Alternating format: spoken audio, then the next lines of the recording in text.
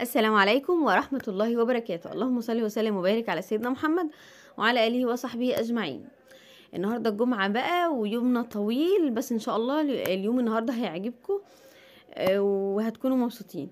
أنا طبعا كنت محتاجة طلبات من تحت، نزلت جبت فرخة من تحت، ونزلت جبت قرص الولاد يفطروا بيها، وجبت كمان رقاق عشان ناوية أعمل لهم رقاق النهاردة.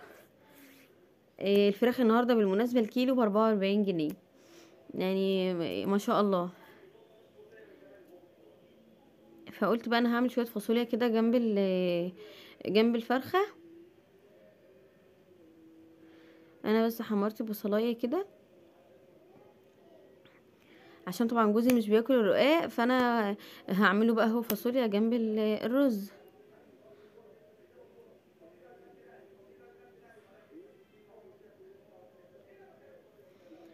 هنا بقى هصفي الطماطم بتاعتي كله في السريع كده. انا كمان كنت لابسه الاسدال اللي انا كنت نازله بيه في السريع كده. الجو النهارده كان الجو شبوره جدا، ما كنت شايفه قدامي وانا نازله كده. بقى انا غسلت الفرخه بتاعتي، حطيت لها طماطم وحطيت لها ليمون وحطيت لها ملح، ونسيت الدقيق بقى، فانا هجيبه دلوقتي برضو وهحطه وهغسلها غسيل محترم جدا. وعلى بقى ما تتنقع، انا بقى ايه طبيعي ما فطرتش، هفطر بقى. انا بحب شاي بلبن الصبح، انا ده فطاري، شاي بلبن. طبعا عشان اقدر اقف على رجلي كده واكمل. احنا كنا في الوقت ده حوالي الساعة 10 على ما نزلت كده طلباتي وحاجاتي كده، كنا بقينا حوالي الساعة 10 كده. اللبن اتكب مني عادي يعني، وكأنكم مش شايفين حاجه، الدنيا جميله مفيش اي حاجه. قرصه بقى وهفطر كده خلاص بقى. انا شطفت الفرخه بقى انا وخليتها زي بقى الفل كده بعد زي ما ما انتم فطرت. شايفين. هبدا جيت بقى ان بقى انا غسلت اسخن الحله كويس الفرخه، انا جدا. شلتها بقى من الميه اللي كانت فيها، غسلتها كويس جدا وسخنت الحله بتاعتي كويس جدا، لان انا عايزه ادي الفرخه صدمه.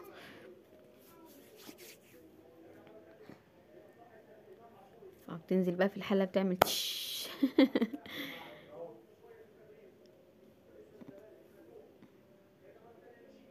وهنزل بقى ببصلايه كده وطماطميه. انا زي ما قلت لكم انا بحب احط البصلايه سليمه كده زي ما هي، والطماطميه برضو قطعتها 4 كده وحطيتها. وهحط بس شويه ملح وفلفل، واحط ورقتين لورا بس كده. انا مش بحب احط للشوربه يعني ايه اكتر من كده. ممكن حبيت حبهان ولا حاجه، مفيش مشكله. والتوابل دي طبعا بتبقى حريه شخصيه، كل واحد بيحط طبعا الحاجه اللي بيحبها. هنا بقى بدات ازود الفرخه ميه لما بدات. انا سبتها طبعا على نار هاديه شويه حلوين يعني، خدت ودت مع بعضها كده. وبعدين لما لقيت الريحه طلعت ما شاء الله كده، فايه نزلت عليها بالميه. هنا بقى هبدا اعمل الرقاق بتاعي. انا الرقاق بتاعي النهارده هعمله رقاق فاضي، مش هحشيه لحمه ولا اي حاجه. انا ولادي بيحبوه كده، لما بحشيه لحمه هما مش بياكلوه. فانا حطيت معلقه سمنه في الشوربه، بحيث ان انا تخلي الشوربه دسمه معايا اكتر عشان الرقاق. وعلى فكره انا عمري ما كنت بعمل الرقاق فاضي كده. انا حماتي كانت عملتها مره قدامي، بقيت اقول لها ايه رقاق فاضي ازاي يعني هيبقى طعمه ايه ده؟ قالت لي لا ده حلو وجربوه. فعلا يومها الولاد ما شاء الله كلوا منه على عكس العادي يعني. من يومها بقى وانا اعتمدته، بقيت انا برضو حبيته كده والولاد كمان حبوه كده عادي. وفي اوقات برضو بعمله بحشيه لحمه متعصجه عادي مفيش مشكله، بس يعني بقيت اعتمد الطريقه دي اكتر لان الولاد بيحبوها. وبما اني كده كده طبخه وعندي الشوربه فايه، وانا نازله لقيتها قدامي فجبتها قلت اعملها للولاد. انا بقى عندي يعني معلقتين قشطه في طبق كده، كان وش لبن كنت انا محوشاه، فهحطهم في نص كده في الرقاق. هفكهم بس بشويه شوربه كده او افكهم بشويه لبن، مفيش اي مشكله لانهم كانوا في التلاجة. هحطهم يعني مثلا حطيت حوالي طبق يعني 4 طبقات كده من الرقاق هحطهم، وبعدين احط 4 تانيين يعني كأنهم حشو كده مكان اللحمة يعني. ليه ما حطيتهمش على الوش؟ لان القشطه اصلا لما بحطها على الوش سواء في مكرونه بشاميل او رقاق او كده بتتحرق، فبحطها في النص كده تدي طعم وفي نفس الوقت ما تتحرقش مننا ولا حاجه.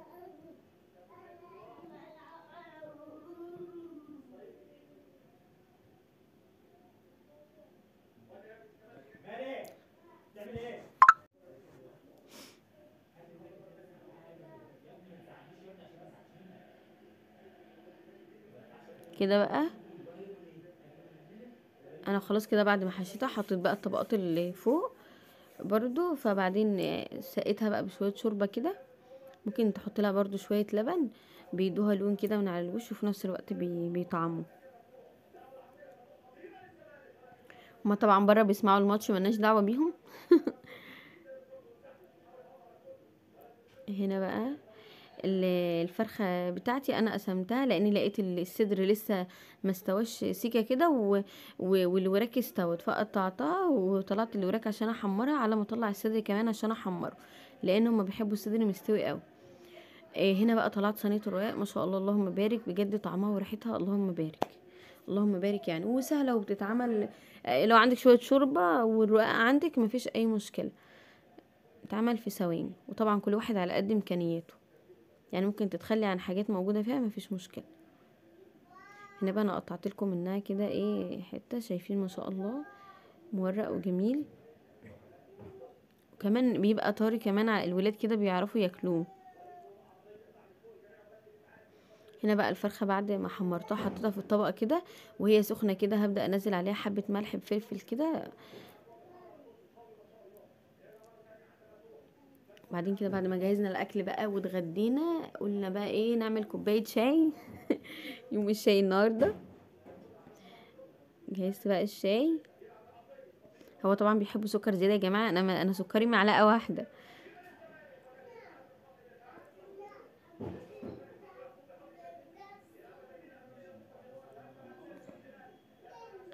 وطبعا بقى انا هاخدكم معايا مشوار بقى ننزل. المفروض ان اخت جوزي كان الخلاط بتاعها باظ، فاضطرت بقى ان هي تروح تشتري خلاط جديد. فهننزل بقى مع بعض المحل نجيب خلاط، واحنا ماشيين بقى بالمره كده هفرجكم بقى الدنيا فيها ايه. ماشي، بما اننا احنا كده كده هنمشي في شارع اسمه شارع العباس، يعني احنا في طريقنا ليه، فانا هوريكم بقى الحاجات اللي هتبقى في طريقنا. طبعا المحله مش بتتلخص كلها في الشارع ده، لا المحله كبيره ما شاء الله في حاجات كتير، بس انا في طريقي كده هوريكم شويه حاجات. وطبعا انا كنت محرجه جدا وانا ماشيه بالموبايل كده بصور، فغصب عني ايه ما كنتش بقف كتير قوي عند حد وانا بصور، ولما كنت بلاقي حد ممكن يتضايق او كده كنت بقفل الكاميرا. احنا طبعا كل ده في طريقنا بقى رايحين المحل، بس انا بوريكم بقى ايه واحنا ماشيين في الطريق كده. بجد بالذات يوم الجمعة، يعني معروف هنا يوم الجمعة ويوم التلات دول بيبقوا يوم سوق.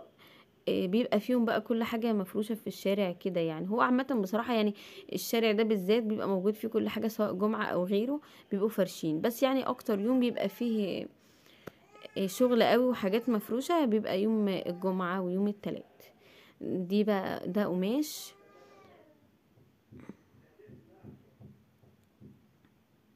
طبعا معروفة المحلة ان اي حد بيعوز يجهز بنته مفروشات او كده بيجي هنا، بس انا طبعا ده اللي كان في طريقي وانا ماشية، فبناء عليه صورته يعني، انما انا ما روحتش اماكن مخصوصة عشان اصور لكم فيها. دي برضو محلات قماش كده، دي كوتشيات بقى وجزم حاجات على الفرش برضو. دي اسدالات قطيفة، في طبعا تشكيلات من الاسدالات دي عجباني قوي، يعني ممكن الموديل ده ما يبقاش عاجبني، بس في حاجات بجد قطيفة نازلة السنة دي حلوة قوي.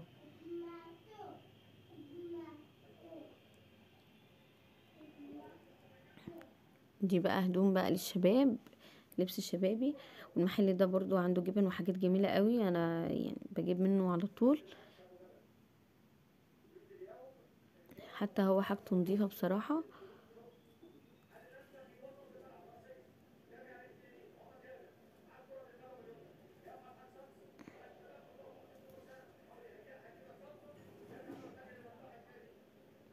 لو انتوا بتسمعي الفيديو بقى لحد دلوقتي لايك. لايك.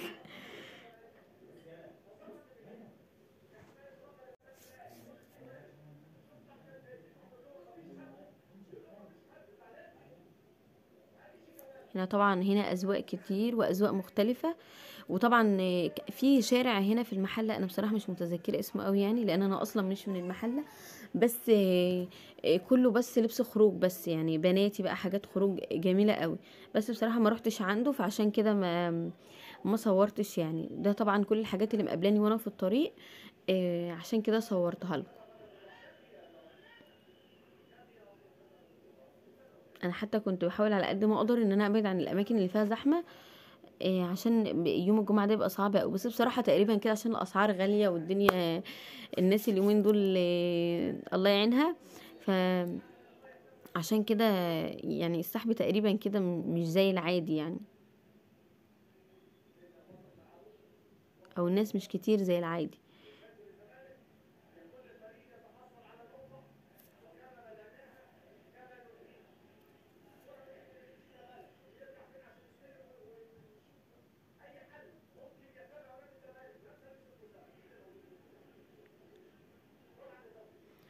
اذواق كتير واذواق مختلفه.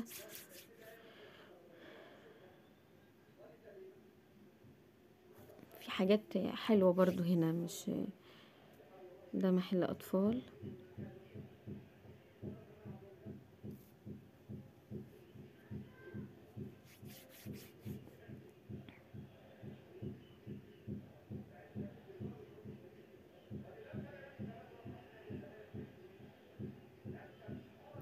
والله في حاجات بتلاقيها لقطه جميله قوي. البيجامه الكحلي البنطلون بتاعها كارو دي حلوه قوي على فكره، وكمان انا مسكتها وقمشتها جميله قوي،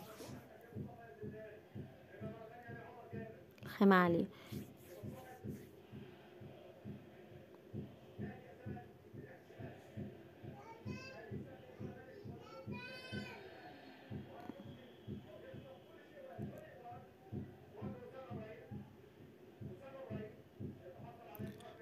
كل ده احنا في طريقنا للمحل. يوم الجمعة ده اصلا بيبقى يوم طويل جدا والشغل فيه كتير، ومش كل حاجة كمان احنا بنقدر ان احنا نصورها.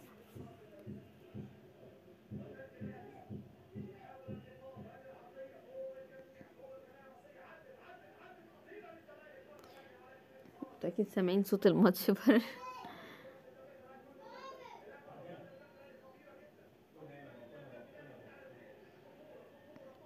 هنا بقى المحل كنا رايحين، قال لنا هو قافل دلوقتي عشان الصلاة، احنا كنا اذان العصر، فقال لا يا جماعة احنا قافلين عشان الصلاة. فاحترمنا ده جدا وقلنا نلف شوية على ما هم يفتحوا، قال لنا 10 دقايق كده.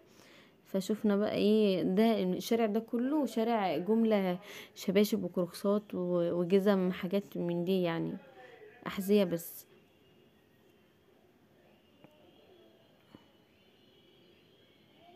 وعلى فكرة انتوا هتدوروا هتلاقوا حاجات حلوة قوي يعني، في محلات برضو مستواها كويس عالي، في حاجات حلوة، وفي محلات والله بتدخلي تلاقي حاجات لقطة جميلة وسعرها حلو. يعني انا مرة جبت جزمة ب65 جنيه، وكانت جزمة جزمة يعني ما شاء الله. هيلز يا جماعة.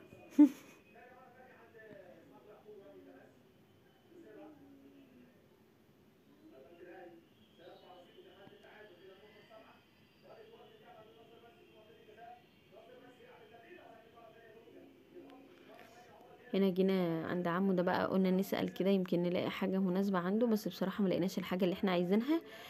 بس ايه، لقيت عنده تشكيلة حلوة قوي للراديو جميلة. اختاروا لي بقى واحد عشان انا اللي عندي باظ وعايزة اجيب واحد يكون حلو وشكله حلو. اختاروا لي بقى واحد على ذوقكم كده، انتوا ايه رأيكم اختار اني واحد فيهم؟ أنا ان شاء الله لما انزل المرة الجاية هجيبه. شوفوا بقى ساعدوني كده في الاختيار. المحل ده بقى بني بقى ما شاء الله.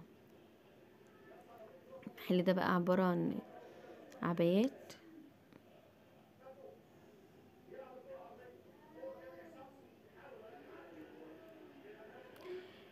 الراجل ده برضو عنده تشكيلة حلوة قوي، كلها حاجات بصراحة محافظ على حاجته جدا ومغلفها كويس جدا، مش متبهدلة ولا حاجة يعني. الشغل ده ممكن اصلا ما تلاقوهوش في محلات كبيرة. هنا بقى اللي عايز يجيب السبوع بقى، ربنا يدي اللي عايز يا رب.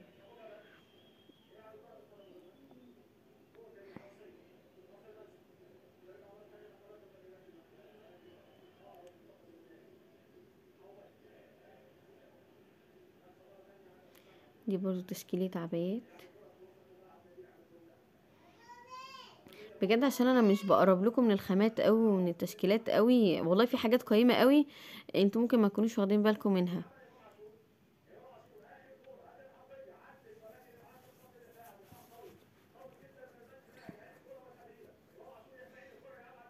بس الحاجات دي بقى بتبقى عايزة صبر بقى ولف هنا بقى رحنا هنا كانت ايمان كانت عايزة كروكسات، هي وبنتها، جبنا بقى كروكسات ليهم.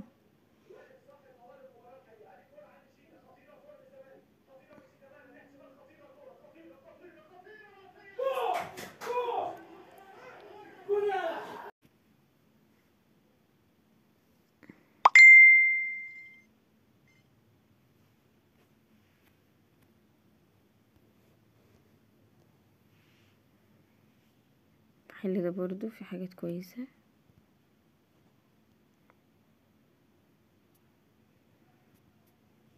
واخيرا بقى رحنا نجيب الخلاط ده، المفروض ان الخلاط اللي هي اختارته كويس ومعاه كبة ما شاء الله، اللهم بارك، ربنا يا رب داخل ويكفيها شره يا رب.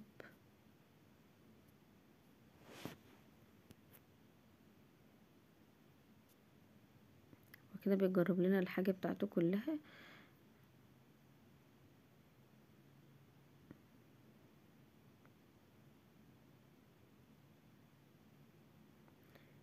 وكان بيفك السلاح بتاع الكبة بحذر جدا، لان بيقول ان هو حامي قوي، فتخلي بالها يعني وهي بتعمل. ربنا يكفيها شر يا رب. ما شاء الله اللهم بارك، اللهم صل على سيدنا محمد. ما شاء الله. وسرعات بقى مختلفة بقى، يعني ايه، هي بتتحكم في السرعة براحتها. هنا بقى في بقى اشكال بقى تعمل بقى زي ما هي عايزة بقى، البطاطس مثلا، جزر، خيار، تقطع بقى زي ما هي عايزة، يديك الشكل اللي انت عايزاه. في كذا سلاح مختلف، يعني تحط الحاجة من فوق كده وتضغط بالبتاع البلاستيك اللي معاها دي. وجبنا الخلاط خلاص وطلعنا برا، واحنا ماشيين برضو قلت اوريكم شوية العبايات دول. مش حارمكم من اي حاجة، وانتوا قاعدين في البيت اهو خرجتوا وظبطتوا.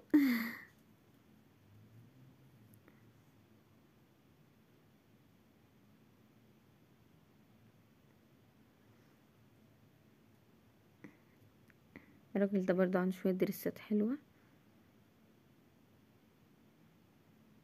دريس ده بسيط وجميل.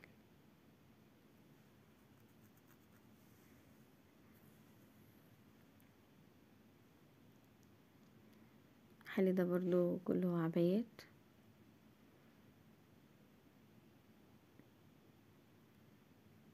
الراجل ده بقى بصراحة هو اللي نادى علينا وقال لنا تعالوا صوروا هنا المحل، اسمه الضجة.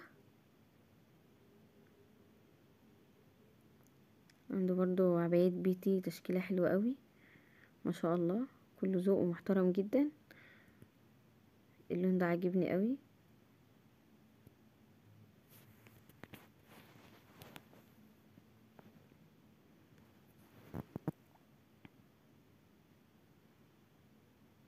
ده بقى محل دهب ملناش دعوة بيه.